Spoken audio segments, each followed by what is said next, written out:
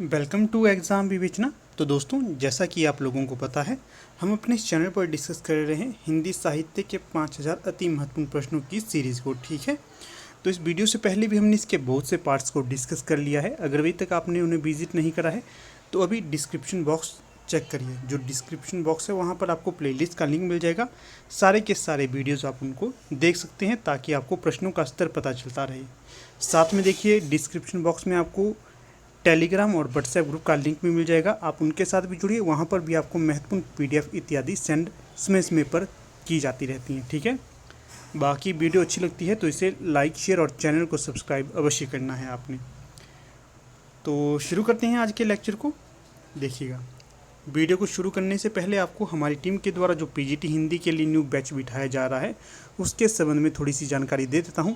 जो interested candidate होंगे तो वो जल्द से जल्द जुड़िए और अपनी सफलता को सुदृढ़ करिए।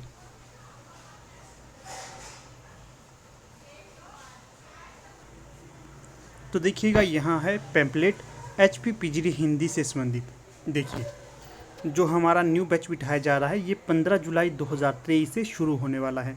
जो भी इंटरेस्टेड कैंडिडेट होगा तो वो जल्द से जल्द इसमें एनरोल होइएगा, क्योंकि जो शुरू के 10 कैंडिडेट होंगे यहाँ पर उन्हें 200 रुपये का ऑफ रहेगा। ठीक है, वैसे अगर 10 कैंडिडेट पूरे हो जाएंगे उसके बाद फीस रहेगी आपकी 1200 रुपये।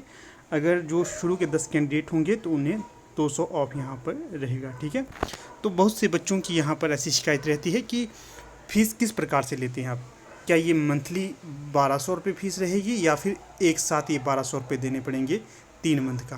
तो यहाँ पर आपको जानकारी दे दूँ, ये जो 1200 रुपये फ़ीस है ये आपकी 3 मंथ की है। तीनों मंथ की फ़ीस ये 1200 रुपये होगी। ठीक है, मंथली नहीं, 3 मंथ का ये पूरा चार्ज रहेगा। एक बार आपको देना है, उसके पश्चात 3 मंथ तक आपको कोई भी पेमेंट नहीं करनी है। बाकी देखिए, यहाँ पर क्या क्या कैसे कब मिलेगा ये बता देता हूँ आपको हर रोज़ टॉपिक के हिसाब से रिकॉर्डेड वीडियो लेक्चर मिलेगा हर रोज़। फिर है रिकॉर्डेड लेक्चर का पीडीएफ भी आपको हर रोज़ दिया जाएगा। हर रोज़ 9 बजे रात को टेस्ट भी होगा। सबसे बेस्ट मेथड ये होता है कि पहले आप किसी टॉपिक को अच्छे ढंग से डिस्कस करिए, फिर उसका आप टेस्ट लीजिए। इसी मेथड के अनुसार आपको पढ़ाया जाएगा। इसके पश्चात पूरा कोर्स आपके 90 दिनों तक चलेगा, अर्थात 3 महीने तक चलेगा। इसी के साथ आपको पिछले वर्षों के हल प्रश्न पत्र भी उपलब्ध करवाए जाएंगे, ताकि आपको अपने स्तर का पता चलता रहे कि क्या स्तर आपका है। बाकी देखिए, समय समय पर आपको अन्य महत्वपूर्ण पीडीएफ भी दी जाती हैं। तो ये तो रही जो महत्वपूर्ण जानकारी। इसके अलावा भी अगर आपकी कोई अन्य महत्वपूर्ण जानकारी रहती है तो यहाँ पर हमारा व्हाट्सएप नंबर दिया गया है, इस पर आप व्हाट्सएप करिए। जो भी आपकी समस्या होगी आप बेझिझक उसको बता सकते हैं। ठीक है, व्हाट्सएप करिएगा, क्योंकि उतना कॉल को अटेंड करने का समय नहीं होता है। तो व्हाट्सएप करके आपकी जो भी क्वेरी रहेगी उसको मैं सॉल्व करने की कोशिश करूँगा। तो समय ना लेते हुए शुरू करते हैं लेक्चर को। तो देखिए, प्रश्न है यहाँ पर 22। इसमें क्या पूछा गया है आपसे, थोड़ा सा जूम कर लेते हैं पीडीएफ को। प्रश्न संख्या 22 क्या पूछा गया है, निम्नलिखित में से किस गद्य कृति का निर्माण फोर्ट विलियम कॉलेज में हुआ था।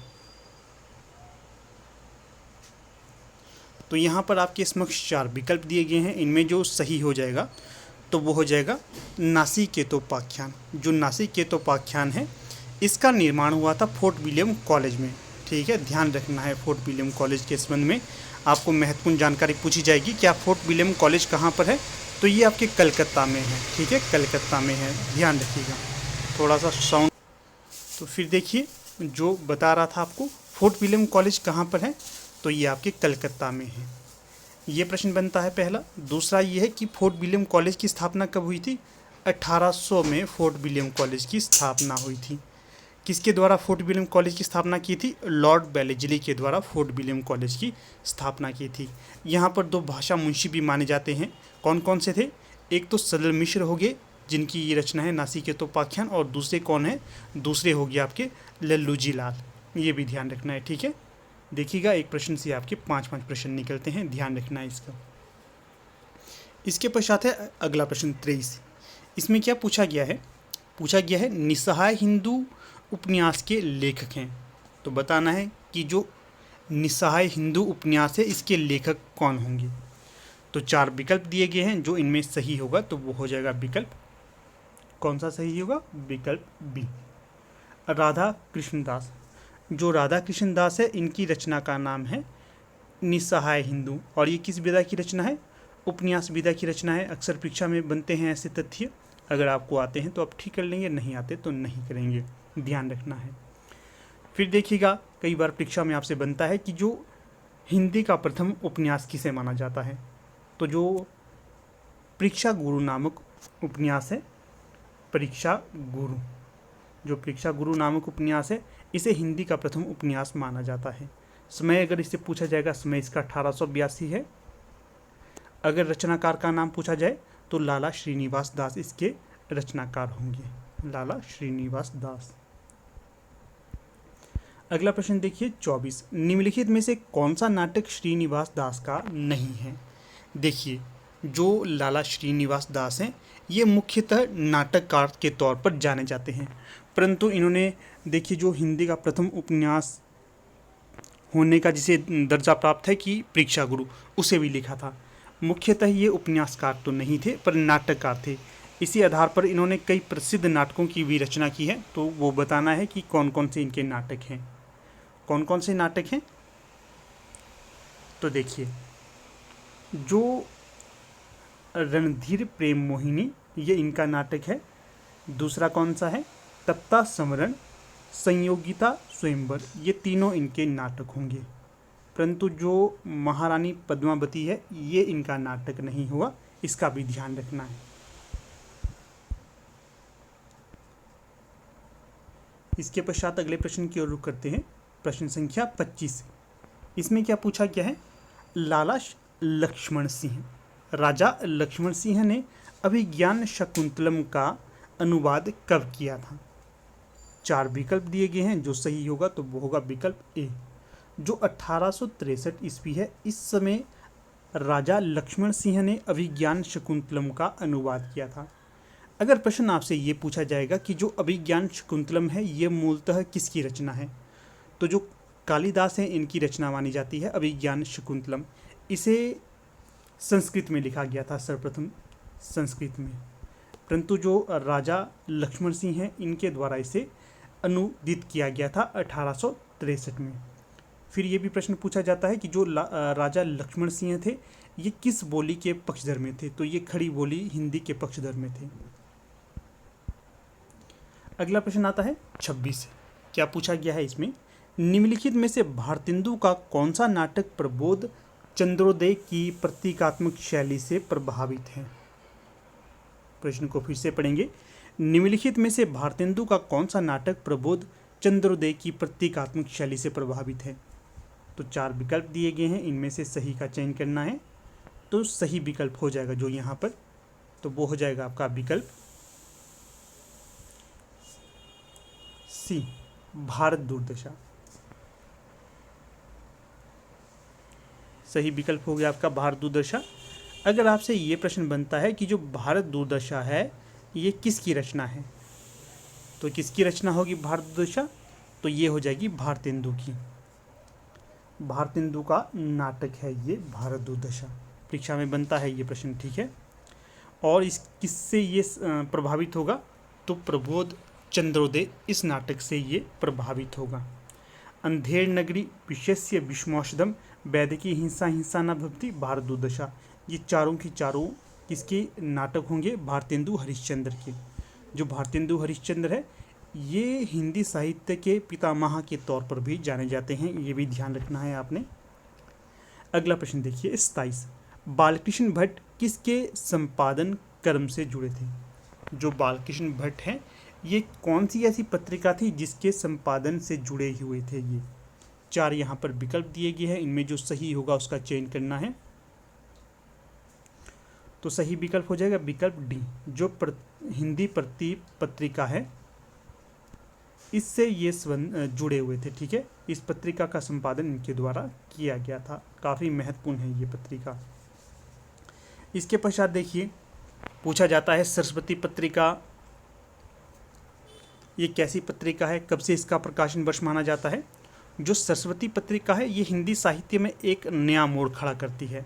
इसका प्रकाशन वर्ष पूछा जाएगा तो 1900 इसका प्रकाशन वर्ष माना जाता है, और 1900 ईस्वी से ही हिंदी साहित्य में कहानी का प्रारंभ हुआ था। किसका प्रारंभ हुआ था? कहानी विधा का प्रारंभ हुआ था। और जो द्विवेदी युग 1900 से ही शुरू हुआ था, ये भी ध्यान रखना है।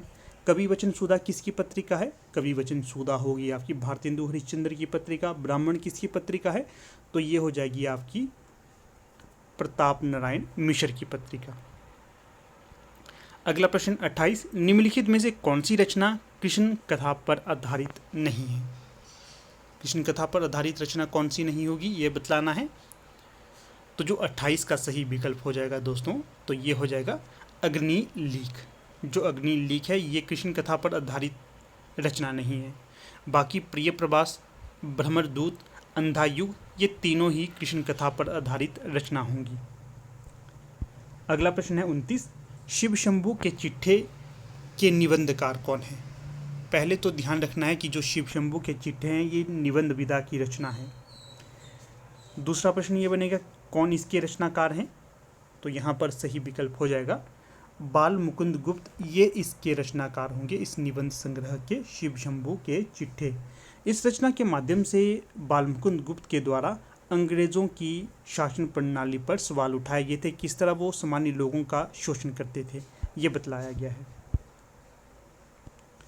अगला प्रश्न क्या है यहाँ पर, जो घनीभूत पीड़ा थी मस्तक में स्मृति सी छाई, दुर्दिन में आंसू बनकर वह आज बरसने आई, उपयुक्त काव्य पंक्तियां किस कवि की हैं, ये बताना है। तो यहाँ पर सही विकल्प हो जाएगा जयशंकर प्रसाद की ये पंक्तियां हो जाएंगी। किसकी?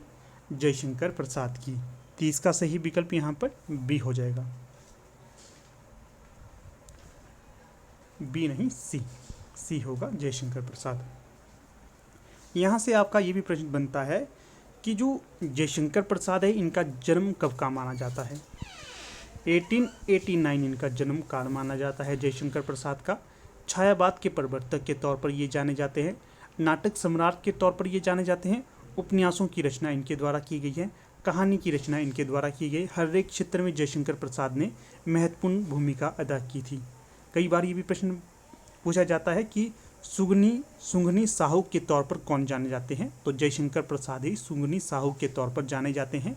इनके प्रमुख नाटकों की अगर बात करें तो स्कंदगुप्त इनका प्रमुख नाटक माना जाता है, ध्रुव स्वामिनी माना जाता है, चंद्रगुप्त माना जाता है। प्रमुख काव्य संग्रह की बात करें तो इनके प्रमुख काव्य संग्रह में लहर आता है, कामायनी आता है। फिर प्रमुख जो इनकी कहानी मानी जाती है मधुलिका प्रमुख कहानी है। प्रमुख उपन्यास इनके हैं तितली, कंकाल इत्यादि।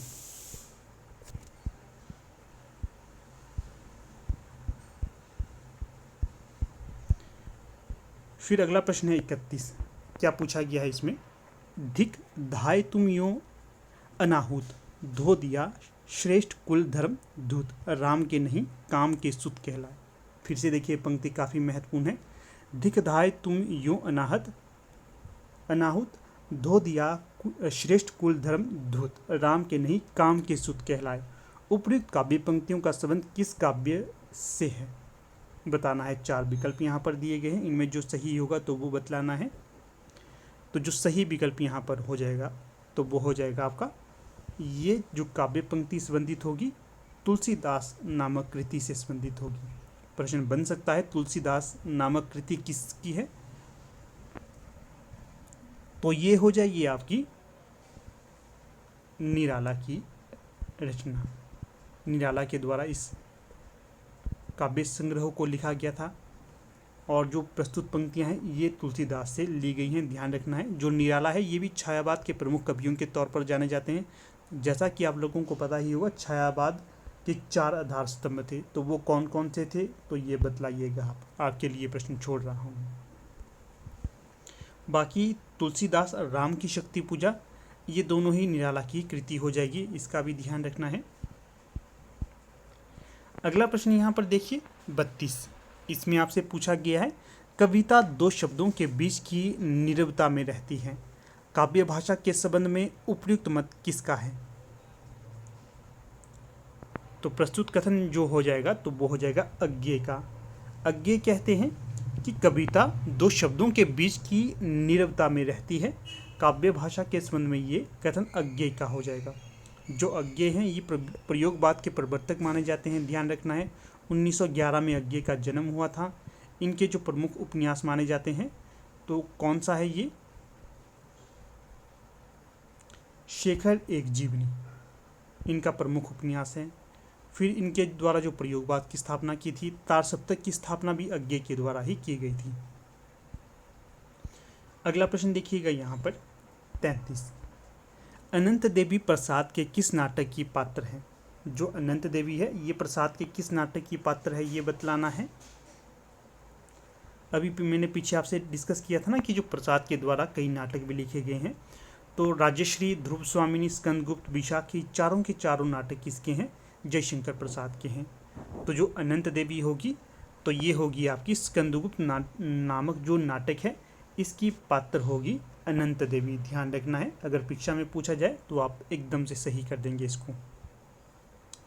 इसके पश्चात अगला प्रश्न है 34। निम्नलिखित में से कौन सा खंड काव्य रामनरेश त्रिपाठी का नहीं होगा? महत्वपूर्ण प्रश्न है, महत्वपूर्ण। तो सही विकल्प जो यहाँ पर होगा 34 का, तो वो होगा विकल्प A, B, C, D। ये बतलाइए। तो सही हो जाएगा विकल्प C, नहुष। नहुष रामनरेश त्रिपाठी का खंड काव्य नहीं होगा। बाकी मिलन, पथिक, स्वपन ये तीनों होंगे।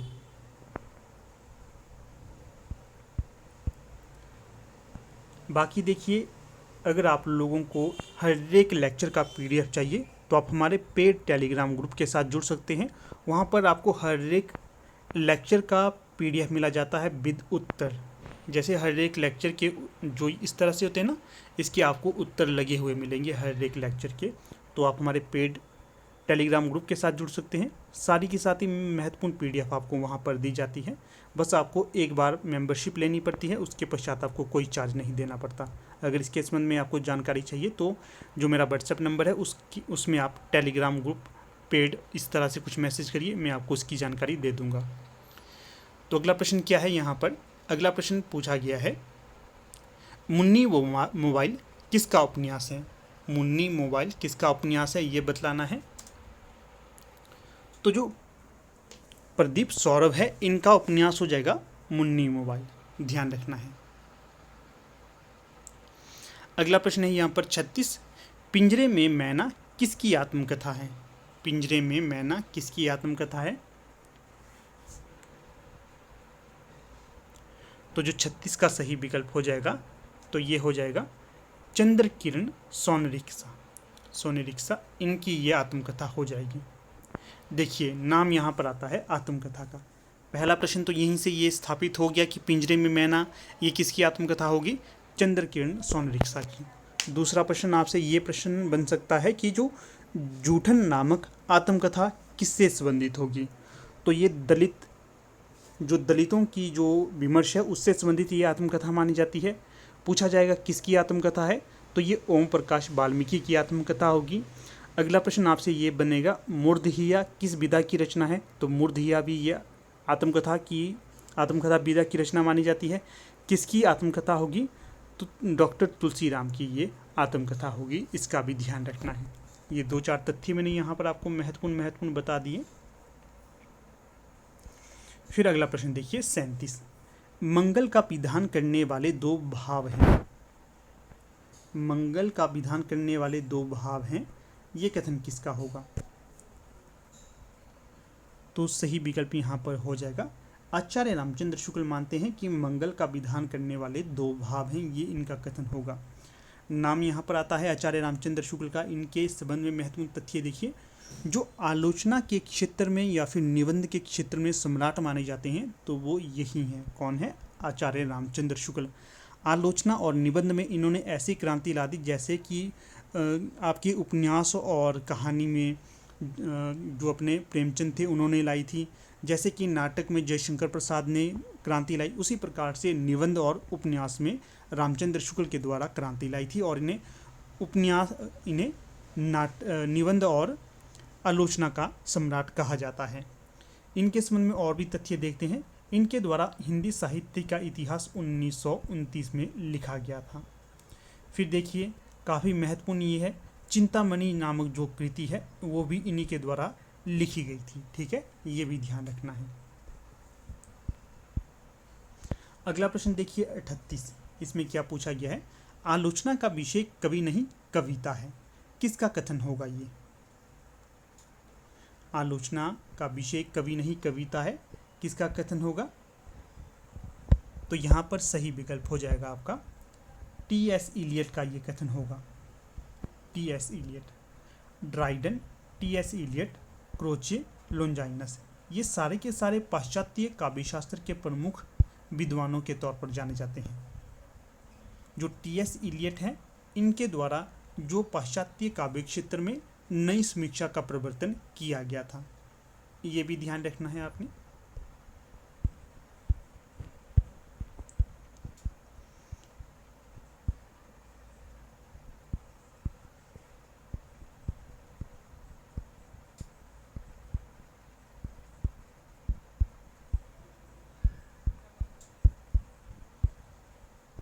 मुझे ऐसा लग रहा है कि पहले भी हमने इस पीडीएफ को डिस्कस किया है, तो चलिए खैर कोई बात नहीं, किया भी होगा तो कोई टेंशन की बात नहीं है। इस तरह से हम करेंगे तो हमारा रिवीजन ही हो जाएगा, कोई बात नहीं। देखिएगा प्रश्न संख्या 50, रचनाकाल की दृष्टि से निम्नलिखित कृतियों का सही अनुक्रम क्या होगा। तो 4 विकल्प दिए गए हैं यहाँ पर। तो इनमें जो सही विकल्प हो जाएगा 50 का, तो वो कौन सा होगा। तो वो हो जाएगा आपका विकल्प डी। सबसे पहले रचना आएगी पल्लव, उसके पश्चात कामायनी, फिर दीपशिखा और सबसे अंत में कुकुरमुत्ता। ठीक है, 50 का सही विकल्प डी हो जाएगा। अगर आपको यहाँ से थोड़ी अन्य महत्वपूर्ण जानकारी देने की कोशिश करूँ तो वो कुछ इस प्रकार से हो जाएगी। देखिए पल्लव किसकी कृति है, तो पल्लव हो जाएगी आपकी सुमित्रा नंदन पंत की कृति।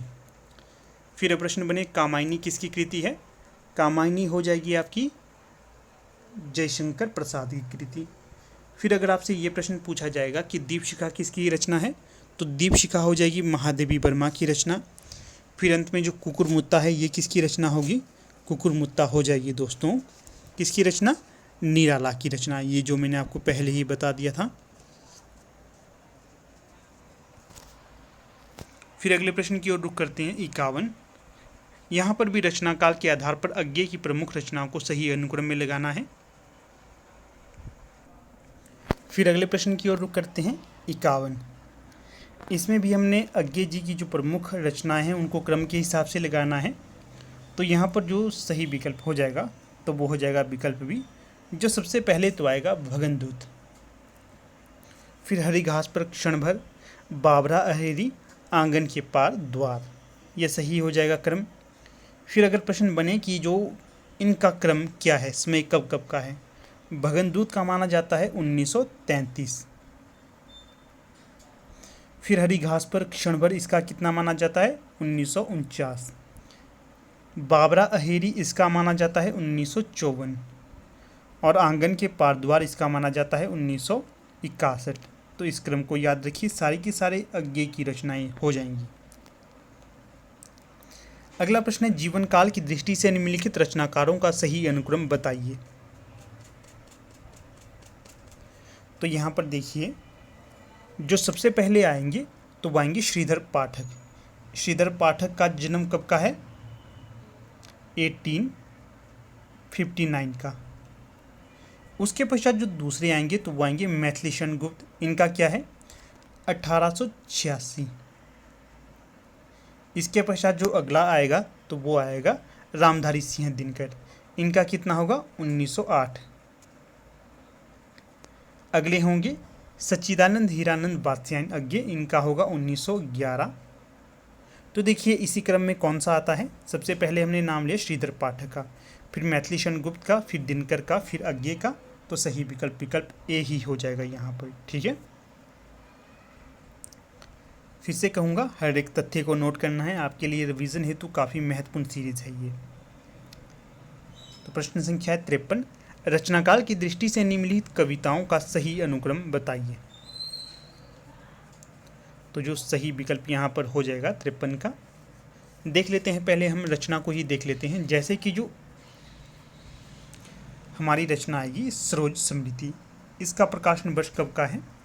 सरोज स्मृति का होगा 1935 का। और किसकी ये रचना होगी? निराला जी की। फिर असाध्य बीना आएगी, इसका क्या है प्रकाशन वर्ष? 1961 का। फिर अंधेर नगरी आएगी, इसका होगा 1964। फिर आएगी आपकी अगली कृति पटकथा, ये होगी 1972 की। फिर देखिए इनके रचनाकार भी आपको बतला देता हूँ। सरोज स्मृति ये निराला की रचना होगी, असाध्य बीना अज्ञे की रचना होगी, अंधेरे में मुक्तिबोध की रचना होगी, पटकथा धूमिल की रचना होगी।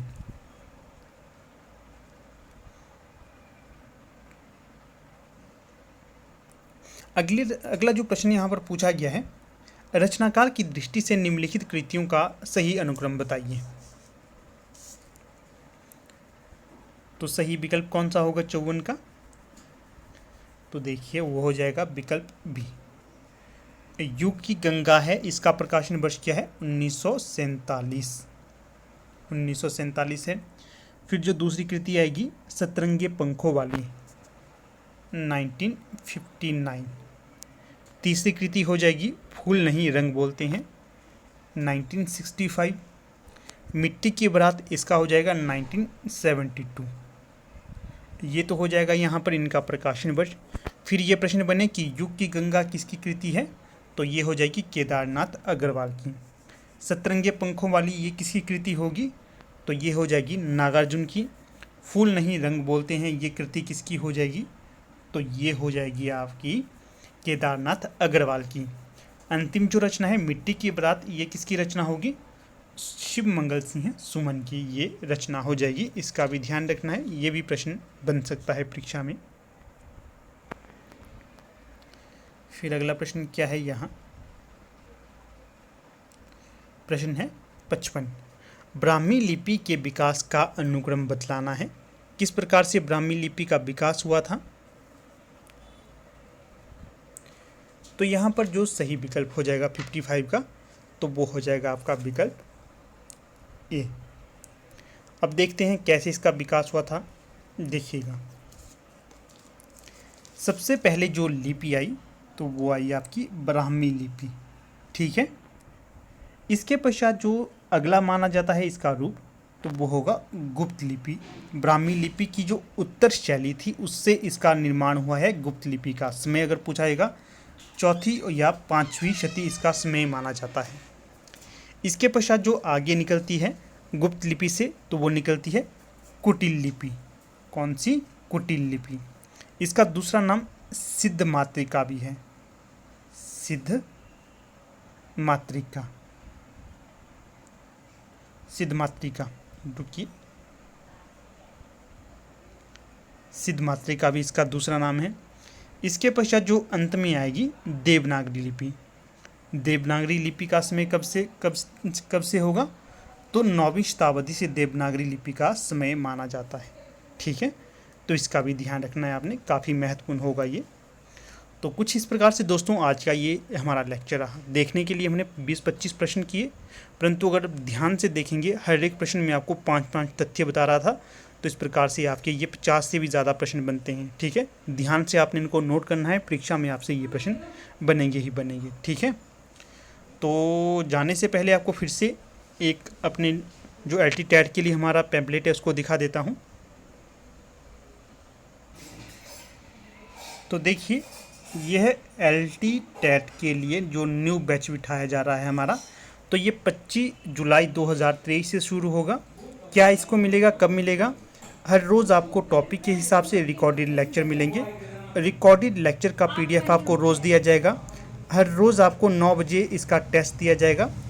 रोज़ जो आपको टेस्ट मिलेगा रात 9 बजे इसका, ठीक है। तो बाकी भी चीज़ें यहाँ पर इसकी बननी थी, आप आराम से वीडियो को पॉज करके पढ़ सकते हैं। फीस यहाँ पर आपको शुरू के 10 कैंडिडेट के लिए 200 रुपये ऑफ रहेगा, अन्यथा फीस 1000 रुपये है, ठीक है। अगर आपको कोई भी क्वेरी इससे संबंधित होगी तो ये हमारा व्हाट्सएप नंबर है, यहाँ पर आप व्हाट्सएप कर सकते हैं। सारी जानकारी आपको यहाँ पर इसकी मिल जाएगी। बाकी देखिए, वीडियो का अंत करने से पहले आपके लिए एक प्रश्न मैं छोड़ता हूँ, सभी ने इसका उत्तर देना है जो भी देख रहा है। इससे आपको पता चलता है कि आपकी तैयारी कितनी सुदृढ़ है। प्रश्न आपके समक्ष ये रख रहा हूँ मैं, आपने बताना है शिवपालगंज किस उपन्यास से संबंधित है? एक ये गांव है शिवपाल सिंह किस उपन्यास से संबंधित क्षेत्र है? विकल्प में है विश्रामपुर का संत, राग दरबारी, आधा गांव, मैला आंचल।